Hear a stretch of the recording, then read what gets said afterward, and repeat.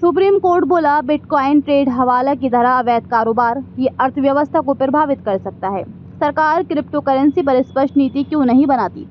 Supreme court ने सोमवार को बिटकॉइन ट्रेड को हवाला कारोबार की तरह ही अवैध व्यापार करार दिया। जस्टिस सूर्यकांत और एन कोटेश्वर सिंह की बेंच ने कहा कि क्रिप्टो करेंसी के लिए एक समानांतर अंडर मार्केट है और ये अर्थव्यवस्था को प्रभावित कर सकता है। कोर्ट ने केंद्र सरकार से पूछा कि आप क्रिप्टो करेंसी को रेगुलेट करने के लिए स्पष्ट नीति क्यों नहीं बनाते। बेंच ने केंद्र की ओर से पेश additional solicitor general Aishwarya Bhati से कहा कि क्रिप्टो करेंसी को रेगुलेट करके सरकार व्यापार पर नजर रख सकती है। बेंच ने केंद्र सरकार को याद दिलाया कि उसने लगभग 2 साल पहले डिजिटल करेंसी को लेकर भारत की नीति पर स्पष्टता मांगी थी।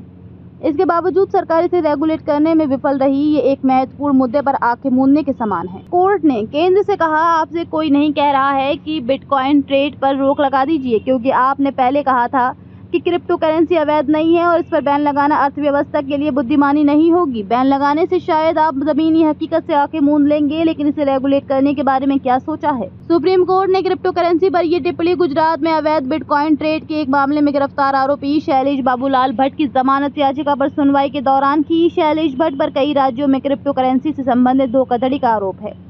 कोर्ट ने कहा है कि वह ये पता नहीं लगा सकती कि आरोपी पीड़ित है या लोगों को प्रताड़ित करने वाला। दरअसल additional solicitor general Aishwarya Bhati ने दावा किया था कि आरोपी गुजरात में बिटकॉइन के सबसे बड़े व्यापारियों में से एक था और उसने हाई रिटर्न का वादा करके दूसरों के साथ धोखाधड़ी और किडनैपिंग की। आरोपी शैलेश भट्ट के वकील मुकुल रोहतगी ने पहले तर्क दिया था कि भारत में बिटकॉइन ट्रेडिंग अवैध नहीं है, खासकर 2020 से, जब सुप्रीम कोर्ट ने भारतीय रिजर्व बैंक के उस सर्कुलर को रद्द कर दिया था जिसने बैंकों को क्रिप्टो संबंधित लेन देन की सुविधा देने से रोक दिया था। उन्होंने तर्क दिया कि क्रिप्टो करेंसी को लेकर कानून के अभाव में भट्ट की गिरफ्तारी गलत थी। इससे पहले 5 मई को सुप्रीम कोर्ट ने इस मामले पर सुनवाई की थी। तब कोर्ट ने कहा था कि भारत में बिटकॉइन ट्रेडिंग हवाला कारोबार के नए तरीके से निपटने जैसा है।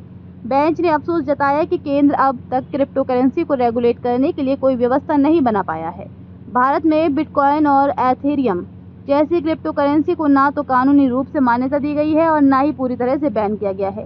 हालांकि देश में क्रिप्टो करेंसी लेन देन से होने वाले मुनाफे पर 30% का फ्लैट टैक्स लगता है और हर ट्रेड पर 1% टैक्स काटा जाता है। आरबीआई ने क्रिप्टो निवेश से जुड़े जोखिमों के बारे में बार बार चेतावनी दी है। क्रिप्टो करेंसी को रेगुलेट करने के लिए 2021 में एक ड्राफ्ट बिल तैयार किया गया था, लेकिन इसे अभी तक संसद में पेश नहीं किया गया है। जुलाई 2023 में सुप्रीम कोर्ट की एक अन्य बेंच ने केंद्र सरकार से पूछा था कि क्या वह क्रिप्टो करेंसी से जुड़े आपराधिक मामलों की जांच के लिए एक अलग एजेंसी स्थापित करना चाहती है। कोर्ट ने कहा था कि ये दुर्भाग्यपूर्ण है कि केंद्र सरकार के पास डिजिटल करेंसी को रेगुलेट करने के लिए कोई कानून या ऐसे मामलों की जांच करने के लिए कोई एक्सपर्ट एजेंसी नहीं है।